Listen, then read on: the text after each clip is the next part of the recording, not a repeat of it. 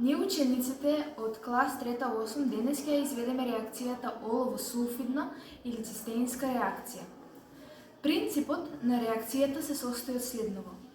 Олово-сулфидната реакција се користи за докажување на присуството на аминокиселини кои што содржат сулфур, например цистеин, цистин, метионин. Имено олово-сулфидната реакција се одвива во две фази. Во првата фаза, олово-ацетатот реагира со натриум хидроксид, при што се добива бел талог од олово-хидроксид, кое е амфотерно соединение. Со додавање на натриум хидроксид во вишок олово-хидроксидот преминува во натриум плумбид, кое соединение е растворливо во вода.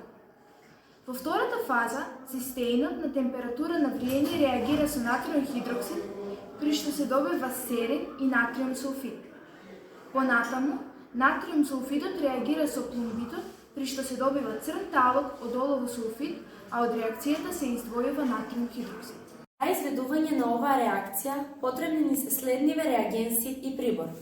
Воден раствор на белка, раствор од натриум хидроксид во концентрација од 100 грами на литар, раствор од олово-ацетат во концентрација 5 грами на литар, а од лабораториски прибор потребни ни се епрувети, пипети и бренер.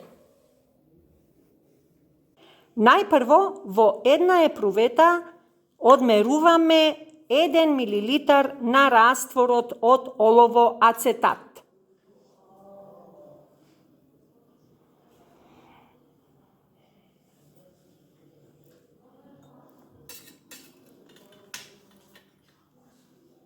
Потоа на епруветата со 1 милилитар од раствор на олово-ацетат се додаваат 10 капки на натриум хидроксид, се додека не се добие бел талог на дното од епруветата.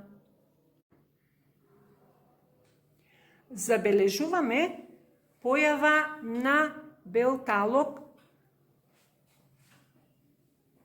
на дното од епруветата. Еве веќе овде е видлив белиот талог. Овој бел талог е од олово-хидроксид. Продолжуваме да додаваме капка по капка натриум хидроксид, се додека талогот не се раствори.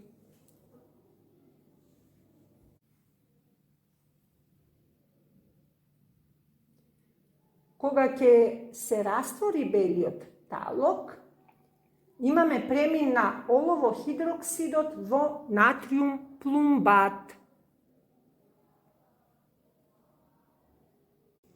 Потоа на оваа епрувета со натриум плумбат додаваме 2 милилитри од припремениот раствор од белка,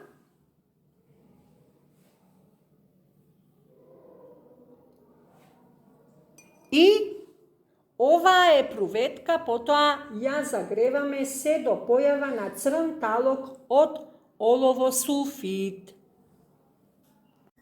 Во последната фаза од овој експеримент, епруветката ја ставаме во чаша со вода и внимателно ја загреваме. Ние ќе почекаме уште малку додека талогот не стане значително забележлив.